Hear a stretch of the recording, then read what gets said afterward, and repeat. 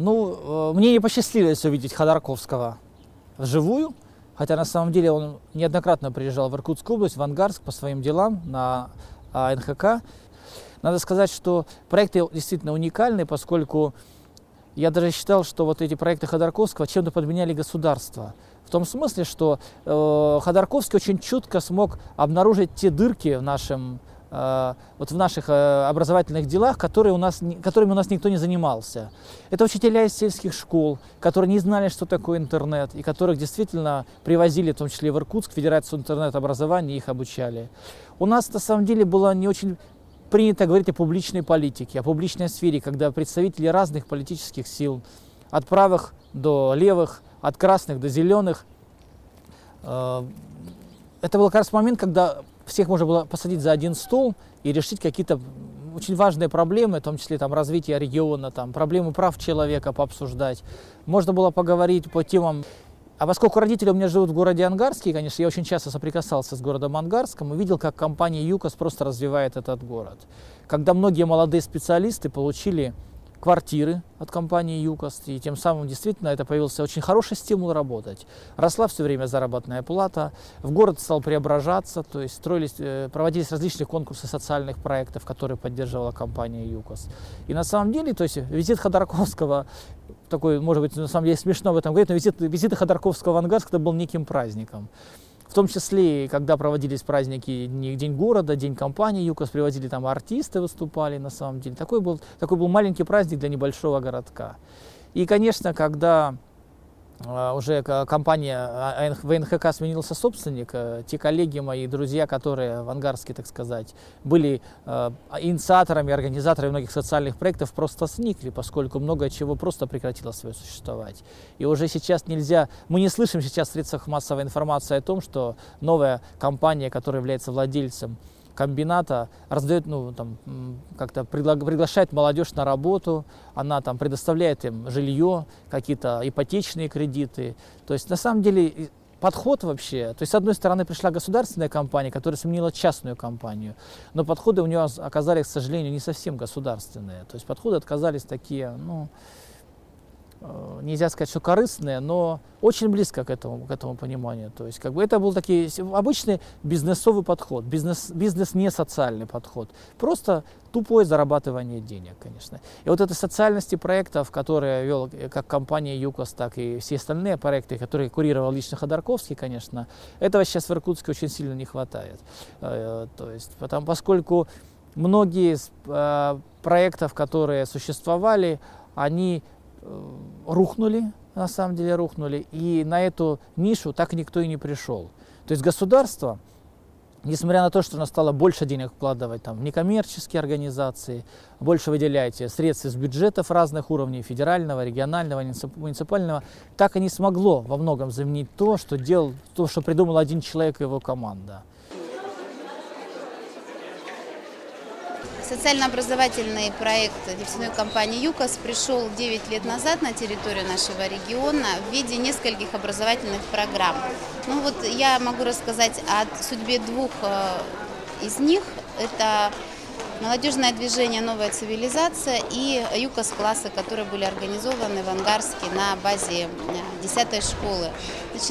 ЮКОС-классы, их задача была подготовка молодых кадров для нефтехимической отрасли и профилирование этих ребят в эту сферу. Сегодня ЮКОС-классы как таковые не существуют, профиль остался, но он остался чисто образовательным, без подкрепления каких-то внебюджетных средств, только на бюджетном финансировании. У новой цивилизации судьба развивалась по-другому. 4 года финансирования шло из нефтяной компании ЮКОС. Это финансирование позволяло активным ребятам участвовать в различных мероприятиях не только регионального, но и всероссийского уровня, и даже побывать по программе обмена между образовательными учреждениями России и Соединенных Штатов Америки. Потом был период грустный в нашей истории, но о грустном не хочется много говорить, потому что На самом деле программа выжила в городе. Из 19 городов, где новая цивилизация развивалась, мы сегодня знаем, что она осталась в 3 городах. Вот один из них город Ангарск Иркутской области.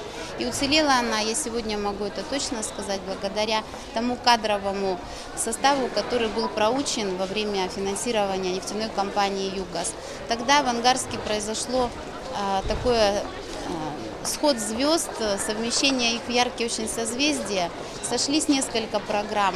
Программа молодых специалистов в области образования, программа резерва руководящих работников, которая была инициирована управлением образования, и, собственно, новая цивилизация, которая вот эти все 3 программы как в один узелок завязала.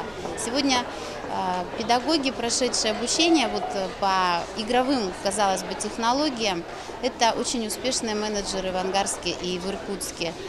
Это 3 директора школы, директор детского оздоровительного центра нефтехимической компании, это начальник отдела по молодежной политике города Ангарска, специалисты в иркутских вузах и в органах власти регионального уровня. И вот буквально несколько дней назад в Ангарске закрылся 9-й уже фестиваль. В этом году мы его назвали фестиваль ученического самоуправления. Он прошел по классическому сценарию технологий новой цивилизации. И радостно заметить, что проведен он был силами тех школьников, которые 9 лет назад еще были совсем зелеными участниками. Сегодня они уже наши коллеги-педагоги, выпускники и наши вот партнеры по этому замечательному проекту. У меня сын, ему сейчас 21 год, и он как раз застал то золотое время, когда стартовали в тех городах, где было присутствие ЮКОСа, гуманитарные проекты, в том числе «Новая цивилизация». Начинался проект очень так достаточно просто. Пришел один из полковников ФСБ, когда-то Ходорковскому предложил помочь детям, чьи отцы погибли на границе. И это можно было бы отделаться как бы одновременной какой-то акцией, но был создан лицей для того, чтобы дети как-то социализировались в этом обществе. А после этого уже по всей стране, где было, говорю, присутствие ЮКОСа, пошла вот эта игра «Новая цивилизация». Она настолько захватила, что ли, детей, взрослых, учителей. Это был такой дух некий свободы, где учили всему. И политической какой-то жизни, обустройству в форме игры, причем это все было. Потом пошли дальше какие-то обмены делегациями, дети начали ездить куда-то. Это такой живой был момент. А мой сын в это время поехал на Байкал в школу английского языка. И вот там он познакомился с этими ребятами, которые приехали из Ангарска, и вот с этой новой цивилизацией, и как это все происходило. Это все было так живо, соревнования. Все болели, все кричали, там столько спортивных мероприятий к тому же было. В общем, жизнь такая кипучая, которая вроде как заменила только что на мою историю помнящую. Это как раз комсомол, там все это вот такие студенческие какие-то моменты. И мне это очень нравилось. Поэтому я тогда разговаривала с одним из лидеров ангарской организации, вот этой новой цивилизации игры. И вот он сказал, можно заменить все, можно даже убрать все, экономику, там, политику поменять. Единственное, чего невозможно убрать никогда, ни при каких условиях, это детство. И это было так хорошо, было так дружно, и что-то новое такое, которое объединяло, самое главное. Сейчас нас все разъединяет. Любой проект, он вроде как создает конкурентную среду. И мы вместо того, чтобы воспитывать лидеров общественного мнения, какого-то лидеров каких-то движений, мы воспитываем вожаков стаи зачастую. И это очень плохо. Вот этого вроде как и не хватает, сильно не хватает. Вы очень много говорили «было». А вот есть ли какой-то такой вот, чувствуется, что этого сейчас вот действительно только вот такие... Мне кажется, не хватает 100%, потому что вот я в доме занимаюсь молодежной политикой. Политики как таковой особой нет. Мы занимаемся какими-то проектами, маленькими, локальными, большими, которые требуют какой-то подготовки, изучения, или маленькие, вроде как благоустройства просто. И в это время мы стараемся как-то объединить ребят, что-то их привить, как-то социализировать, активную жизненную позицию придать. Но, в принципе, это никому не надо. Это нужно, нам и больше никому. А зачем это надо было Ходорковскому? Ходорковскому... если рассуждать о том, что зачем это надо было Ходорковскому, наверное, первое – это пополнение кадрового резерва своей компании. Объективно, да? Во-вторых, мне кажется, интереснее жить в том обществе, когда люди умные. Когда вот вокруг тебя глупее, это очень скучно. Ты вроде становишься уже таким звездным и прочее, и не с кем поспорить. А когда ребята начинают спорить на площадке аргументированно, не с позиции силы, кулаков и прочее, начинают какие-то мысли включать, начинают искать информацию, это же было один из таких сильных моментов этой игры было интернет-пространство освоения. То есть 12-16-летние дети должны были массово включаться в интернет-пространство, в интернет-игры вот эти, которые устанавливать коммуникативные связи. Но это тоже очень важно. Обмен информацией, быстрее развивается общество просто-напросто. И его компания в том числе, его бизнес бы развивался. И в этом нет ничего плохого.